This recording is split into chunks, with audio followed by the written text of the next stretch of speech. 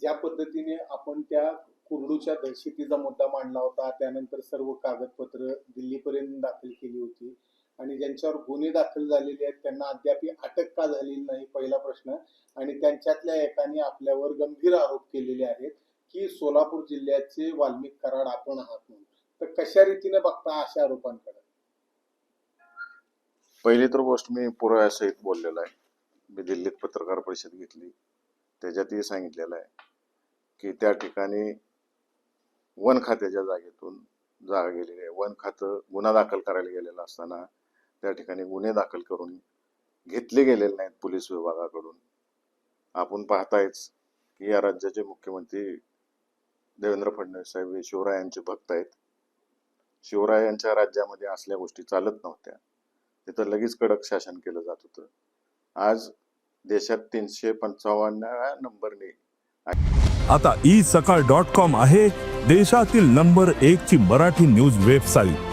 प्रत्येक अपडेटसाठी isakal.com ला नक्की भेट द्या. IPS अधिकारी, लाखो विद्यार्थ्यांच्या मधून निवडली गेलेली महिला अधिकारी, तिच्यावर हल्ला होतो परंतु गुन्हे दाखल होत नाहीत. त्या गुन्ह्यामध्ये सामील असलेल्या लोकांना अटक केली जात नाही. यासारखं मोठं दुर्दैव नाही. अशा चांगल्या IPS अधिकाऱ्याची बाजू घेण्यापेक्षा या राज्याचे उपमुख्यमंत्री त्यांच्यावर दबाव आणतात. म्हणजे या ठिकाणी कुठं माफिया लोकांना मदत करायची पार्श्वभूमी दिसून येते का? आणि दुर्दैव असं आहे की तुमच्यासारखे चॅनल्स ज्या माणसावरती गुन्हा दाखल आहे त्याच्या मुलाखती घेते आणि ती सर्व चॅनल्सवर दाखवते. सर्वसामान्य माणूस त्या गावात किती दबलेला आहे हे बाहेर आणण्याचं काम खऱ्या अर्थाने पत्रकारांचं काम आहे. ते केलं जात नाही आणि यात नाहकपणे राजकारण घुसवलं जाते. आणि ज्या गोष्टी आहेत, जे कोण काय बोललं असेल ते कायद्याच्या मार्गाने मी प्रत्येक गोष्टीत उत्तर देईन. मी पहिल्या दिवसापासून कायद्यानंच बोलतोय, पुराव्यासहित बोलतोय आणि हे नुसतं कुरडूपुरतं मर्यादित नाही. अजून बऱ्याच ठिकाणी हळूहळू मी सगळीच प्रकरणं बाहेर काढीन आणि ती पुराव्यासहित काढीन. आणि मी काढतोय ते सगळं शासकीय जागेतलं काढतोय. वैयक्तिक लोक माझ्याकडे आलेले नाही आहेत. अजून आले की त्यांचंही मी पुढे आणेन. त्यांना संरक्षण द्यायची जबाबदारी माननीय मुख्यमंत्र्यांनी घेतली पाहिजे. आपल्यावर जे आरोप केलेला आहे त्या व्यक्तीने, आपण मध्यंतरी म्हणाला होता की अजित दादांना फोन लावून देण्याच्या मध्ये अजून एक व्यक्ती होता, त्या व्यक्तीच्या माध्यमातून आपल्याला असे गंभीर आरोप करायला लावले असतील. मी या गोष्टींना महत्व देत नाही. प्रशासनाने, सरकारने कोणत्या गोष्टीकडे लक्ष दिलं पाहिजे? मी जे मांडलेलं आहे, सरकारच्या मालाची चोरी झालेली आहे, सर्व सामान्य माणसांच्या मालाची चोरी झालेली आहे. त्याच्यावर लक्ष केंद्रितच करत नाहीत आणि वेग कोण तर काय तर बोलते त्याला मी उत्तर देणं योग्य समजत नाही. आणि ज्यांना कोणाला काय बोलायचं आहे त्यांना स्वातंत्र्य आहे. आपला देश हा लोकशाही पद्धतीने चालतो. ज्यांना जेवढ्या टीका करायच्या माझ्यावरती ते बिनधास्तपणाने करू शकतात.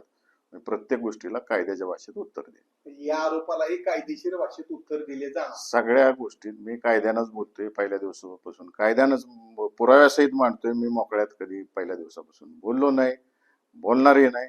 प्रत्येक गोष्टीला मी कायद्यानंच उत्तर देईन. ज्या पद्धतीने आपण जिल्हाधिकाऱ्यांना आवाज दिला की पूर्णपणे अवैधरित्या बरोबर नाही, त्यामुळे अजित पवार पूर्णपणे अडचणीत वाटतात.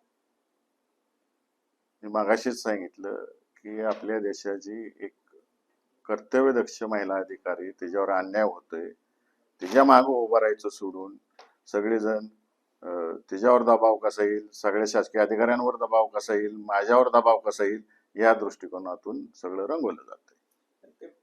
अजित पवारांना फोन डायरेक्ट त्या संबंधित गावातल्या पदाधिकाऱ्यांना लावला होता का कोण त्याच्या? मला समजत नाही. तुम्ही हा प्रश्न मला काय विचारताय? अजितदादांना काय विचारत नाही तुम्ही प्रश्न? हा सगळे तुमचे चॅनलचे प्रत्येक ठिकाणी कॅमेरे आहेत. अजितदादांना विचारा ना प्रश्न. ते एवढ्या खालच्या पातळीला का आले राज्याचे उपमुख्यमंत्री असताना? मला विचारू नका, त्यांना विचारा प्रश्न.